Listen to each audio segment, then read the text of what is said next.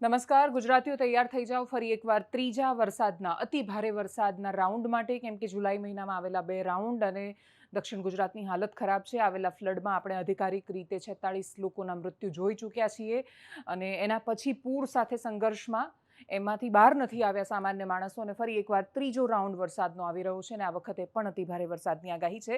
શું કામ? તમને અહીંયા જે દેખાતું હશે આ ડીપ ડિપ્રેશન છે. બંગાળની ખાડીમાં બનેલું ડીપ ડિપ્રેશન આગળ વધી રહ્યું છે અને હવે છત્તીસગઢના રાયપુર અને મધ્યપ્રદેશની બોર્ડર પરથી, એટલે મધ્યપ્રદેશ, મહારાષ્ટ્ર અને છત્તીસગઢની બોર્ડર પર આ ડીપ ડિપ્રેશન પહોંચી ગયું છે. અને એ સિવાયનો બીજો એક નકશો પણ જે આઈએમડીએ હવામાન ખાતાએ એનો જે મેપ છે એ બતાવ્યો છે, એ જોતા અહીંયાથી શરૂ થયેલું આ ડીપ ડિપ્રેશન એમણે આમ એકદમ સીધી લાઈન બતાવી છે. એટલે બહુ મોટા વળાંકો નથી, એટલે આમ એમણે આમ વેવ નથી બતાવી, પણ આ સીધી લાઈનમાં, ઓલમોસ્ટ સીધી લાઈનમાં એ એટલા માટે આગળ વધ્યું છે. બહુ જ સામાન્ય ઘટના નથી. કોઈ પણ પ્રકારની આ પ્રકારની સિસ્ટમ બને ત્યારે આ રીતે જ આગળ વધતી હોય છે ઘણી બધી વાર, ને અમુક વાર બહુ વળાંકો પણ લે છે. અહીંયા જે એક્ઝેક્ટ સીધી લાઈન બતાવી છે એ પ્રમાણે જો સિસ્ટમ આગળ વધી હોય તો એ ખૂબ સ્પીડથી, ઝડપથી આગળ વધી રહી છે. ને એનો મતલબ કે એને હવાનું એટલું બળ પણ મળી રહ્યું છે. બધા જ તત્વો સ્થિતિ એની ફેવરમાં છે ને એટલા જ માટે આ થઈ રહ્યું છે. આ તમને શુક્રવાર સુધીમાં શું વરસાદની સ્થિતિ થશે એ પણ બતાવે છે. એકવાર તમને સેટેલાઇટ ઇમેજથી બતાવવાનો પ્રયત્ન કરીશ કે હાલ શું સ્થિતિ છે વાદળની, ગુજરાતના કયા વિસ્તારોમાં વરસાદની સંભાવના છે. અને છેલ્લે જે સેટેલાઇટ ઇમેજ લેવામાં આવી એ વાદળની સ્થિતિ આકાશમાં શું બતાવે છે. ગુજરાતમાં અમદાવાદ સહિત, અમદાવાદ, મહેસાણા, પંચમહાલ, દાહોદ, વડોદરા, આખો પૂર્વનો વિસ્તાર, મધ્યનો વિસ્તાર, ઉત્તરનો વિસ્તાર, ત્યાં ખૂબ વધારે વરસાદની સંભાવના પણ બતાવી છે. દક્ષિણ ગુજરાતમાં તો મોટા ભાગે સૌથી વધારે પ્રભાવિત વરસાદના કારણે રહેતો હોય તો એ દક્ષિણ ગુજરાતનો વિસ્તાર છે. આ સેટેલાઇટ ઇમેજ છે, પણ હવે જે સ્થિતિ બદલાઈ રહી છે એ જોતાં આવનારા સમયમાં કયા જિલ્લાઓએ તૈયાર રહેવાનું છે, કયા જિલ્લાઓને રેડ એલર્ટ આપવામાં આવ્યું છે. આજે સાંજથી વરસાદનો આ ત્રીજો રાઉન્ડ શરૂ થશે. સતત 3 દિવસ માટે વરસાદ પડે એવી સંભાવના છે. અને તમે આ જે આખું ડીપ ડિપ્રેશન છે કેવી રીતે અલગ અલગ વિસ્તારોમાં વરસાદ લઈને આવી રહ્યું છે એ જોતાં પણ તમને સમજાશે. અહીંયા બનેલી આ જે સિસ્ટમ છે રાયપુર પાસે છે. રાયપુર અને નાગપુરની આજુબાજુનો વિસ્તાર, આ એનો કેન્દ્રવર્તી વિસ્તાર, પણ જ્યાં પાંખ ફરતી હોય ને જ્યાંથી પવનો આવતા હોય ત્યાં વધારે વરસાદ પડે એવી સંભાવનાઓ છે કે જે સતત આમ વધે છે. એકાં તો ગુજરાતની નજીકથી પણ આખું ડીપ ડિપ્રેશન પસાર થઈ જાય અને જો એનો રૂટ બદલે છે, એનો રસ્તો બદલે છે, તો એ ગુજરાતની ઉપરથી પણ જાય. એટલે એ નજીકથી પસાર થશે કે ઉપરથી જશે, ગુજરાતમાં વરસાદ લઈને આવશે.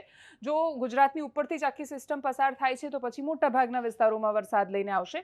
આ બદલાતા મેપની સાથે તમે આ ગુરુવારે સાંજથી હવે વરસાદ કેવી રીતે આગળ વધે છે, આ સિસ્ટમ કેવી રીતે આગળ વધે છે અને કેટલો વરસાદ અહીંયા લઈને આવે છે એ તમે જેમ જેમ સમય આગળ વધશે એમ જોઈ શકશો. એના આધાર પર તમને સમજાશે પણ ખરું. દક્ષિણ ગુજરાતમાં વધારે વરસાદથી શરૂઆત થવાની છે સ્વાભાવિક રીતે. અને એ સિવાય અહીંયા આ દાહોદ, પંચમહાલનો પટ્ટો છે જ્યાં આજે સાંજ સુધીમાં વરસાદ પડવાનો. શુક્રવાર થતાની સાથે જ આ સિસ્ટમ છે એ આવતીકાલનો દિવસ ખૂબ ભારે રહેવાનો છે. અમદાવાદ સહિતના વિસ્તારો માટે ખૂબ વધારે વરસાદની શક્યતા, સંભાવના વ્યક્ત કરવામાં આવી છે. અને એટલે જ તમે જુઓ કે આ સિસ્ટમ પણ એક દિવસમાં કેટલી નજીક આવી રહી છે. આ નજીક આવેલી સિસ્ટમ કઈ જગ્યાએ અતિશય ભારે વરસાદની આગાહી, તો તમે આખો આ પટ્ટો જોઈ લો. વડોદરા, ગોધરા, આ બાજુ આપણો બોર્ડરનો હિસ્સો, આ મધ્યપ્રદેશનો આખો એરિયા છે, આ નીચે મહારાષ્ટ્રનો એરિયા છે, અમદાવાદ, મહેસાણા, આ બાજુ થરાદવાળો જે પટ્ટો છે એ બધી જ જગ્યાએ વધારે વરસાદની સંભાવના છે. આટલો વિસ્તાર છે ગુજરાતનો, એટલે જામનગર, દ્વારિકા અને કચ્છનો હિસ્સો, ત્યાં એટલો વરસાદ નથી પડ્યો કે ખેડૂતોમાં સંતોષ હોય અથવા એમને એવું હોય કે બસ બહુ કે થયું વાપલિયા, થોડો ધીમો વરસ. તો એવી સ્થિતિ એમની નથી. અને અહીંયા બહુ વિચિત્ર પ્રકારની સ્થિતિ છે.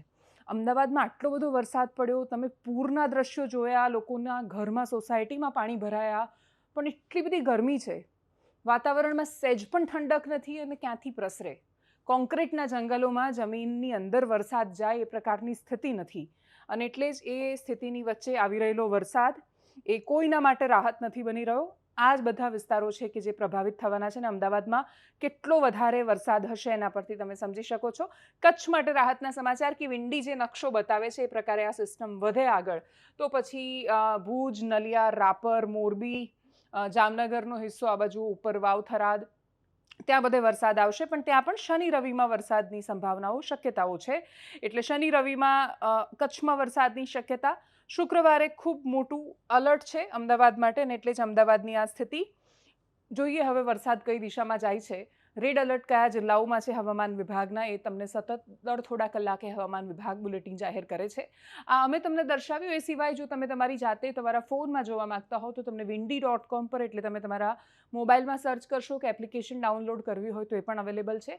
WINDY વિન્ડી નામની એપ્લિકેશન છે, એમાં તમને દેખાશે. IMD એવું સર્ચ કરશો તમે તો IMD અમદાવાદ હવામાન વિભાગની માહિતી પણ તમને અધિકારિક રીતે બધા જ બુલેટિન, દરેક માહિતી તમારા સુધી સતત પહોંચતી રહેશે. અને એ સિવાય જો તમે એને એકદમ સરળ ભાષામાં ડાયરેક્ટ આ રીતે જોવા માંગો છો તો અમે દરરોજ એ વિડીયો તમારા સુધી પહોંચાડી રહ્યા છીએ. નમસ્કાર.